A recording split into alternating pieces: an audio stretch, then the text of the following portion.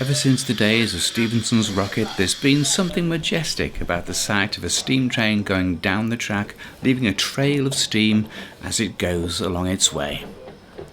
Well, there aren't many places nowadays where you can see such a spectacle, but the Lincolnshire Wolds Railway Preservation Society are doing a grand job of keeping the era alive.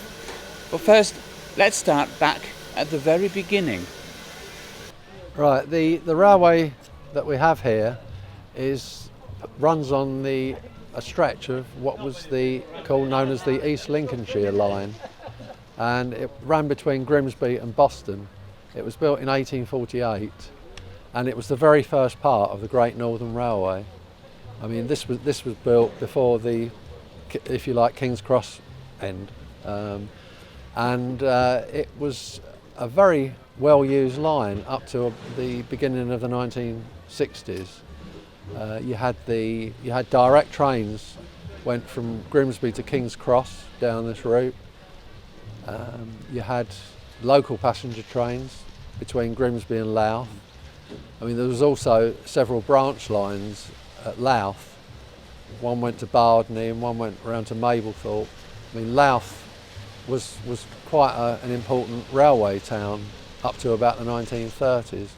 But the line was gradually run down. There was very little investment put into it. It was one of the lines that was down on Dr. Beecham's report to be closed, and it managed to last out until 1970.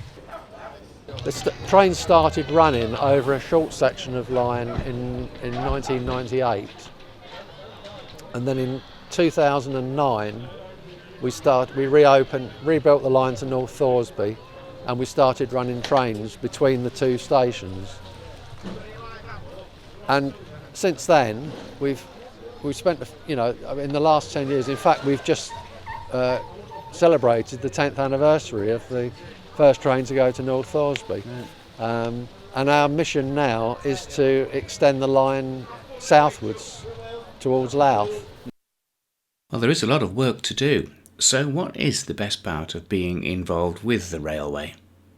The comradeship amongst the volunteers that do come down, but watching the railway grow, restoring it back to how it used to be. 50 years ago this railway closed, this line closed 50 years ago. Next year, there's 50 years next year. Next year there's going to be a huge celebration, railway celebration all over Lincolnshire, involving Butlins at Skegness, stagecoach buses, and we've got charter trains coming from King's Cross to Skegness, Bateman's Brewery at Wainfleet, all involved. It's a huge 6-week exhibition, and at the end of the exhibition, all proceeds that come from the exhibition will be given to us, the Lincolnshire Wolds Railway Society, to further the track south towards Louth to buy more track. Each year something special happens at the railway which attracts an awful lot of visitors. Well, we've got our 1940s weekend on at the moment. It's our biggest event of the year, and it's our biggest crowd puller as well, and it's our biggest money earner as well. The weather hasn't been too good to us today, but we've still got plenty of people here, and they all seem to be enjoying themselves. It's not the first one you've done, is it? No, we've been doing this for quite a number of years now. Yeah. I think it probably the last 10 years now. Yeah. But it gets bigger every year.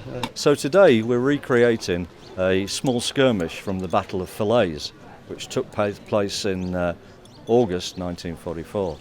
The Falaise pocket was created by the Allies pushing out from the Normandy beachheads. This is only a small skirmish. The idea is to cut off the Germans who are trying to retreat. However, it does mean that there's a mixed Allied and both American, British and Canadian forces taking place. So, hence, a variety of uniforms. All the guys are reenactors. We do this as part of a hobby, but we enjoy every minute of it. A final word now from the chairman. So what is the ultimate ambition?